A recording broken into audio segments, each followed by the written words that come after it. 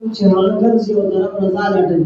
لکه موسی علیه السلام ته رب العالمین فرمایي ای موسی کلیم الله ته د کوهي طور وادي ته راشه.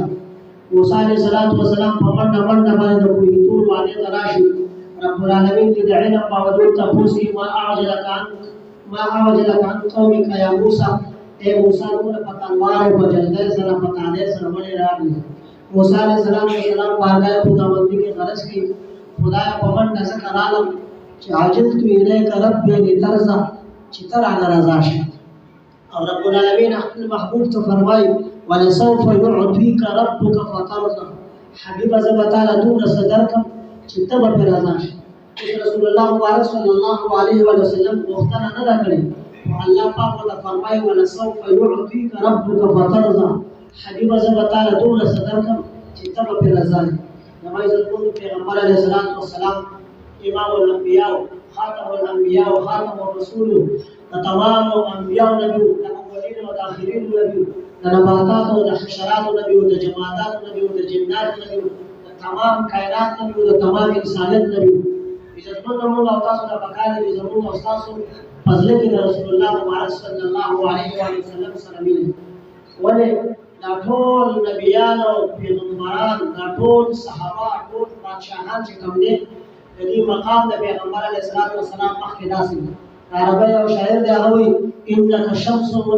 انک شمس والملوک کواکب اذا طلبت لم یبت منهن کوکب. ای پیغمبره ستا مثال چې کوم دی د نور په شان دی او باقي د نورو بادشاهانو او د نورو پیغمبرانو مثال چې کوم دی هغه ای پیغمبره ستا مثال چې کوم دی د نور په شان دی او چې کله ته راشې د نورو رڼا ختم شي د ستورو رڼا ختم شي ستا رڼا چې کوم دی شروع شي. زما عزتمنو پیغمبر علیه السلام باندې د نبوت دروازه چې کوم دی بنده شوې ده. خپل نبی علیه السلام فرمایي انا خاتم النبیین لا نبی بعدي. زه آخري پیغمبر یم ما نه بعد بل پیغمبر راتلو والا نشته. او امام راغب اصفهاني رحمة الله علیه د نبی علیه السلام شان پیش کړي محمد الذي اجمعت فيه الخصال المحموده. محمد هغه ذات ته وایي چې الله پکې د ټول نبیانو کمالات راجمع کړي او دته یې ورکړي. زما عزتمندو نبی علیه السلام کې د هر یو پیغمبر چې کوم دي کمالات اخلاقیات چې کوم دي موجود دي.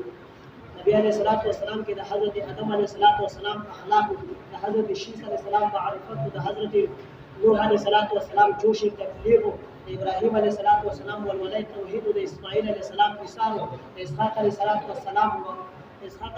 السلام جذبه، د حضرت صالح علیه السلام فصاحت، د لوط علیه السلام حکمت، د موسی علیه السلام جلال، د هارون علیه السلام جمال، د حضرت ایوب علیه السلام صبر، د حضرت داوود علیه السلام آواز، او د حضرت یوسف علیه السلام حسن، د حضرت یونس علیه السلام اطاعت، د دانیال علیه السلام محبت، د حضرت زکریا علیه السلام پاکدامني او د حضرت عیسی علیه السلام زهد او تقوا.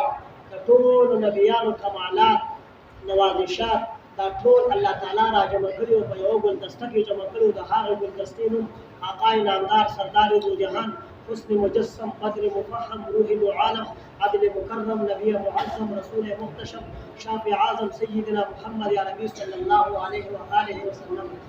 زما عزتمنو زموږ استاد فضل کې د پیغمبر علیه السلام سره مینه محبت چې د صحابه محبت موږ او تاسو په کامیابی الله تعالی په دنیا کې راکړي او آخرت کې به راکړي. تاسو وخت اخستل نه غواړم زه مختصر خطاب لپاره زه خپل خوږ ملګری حضرت مولانا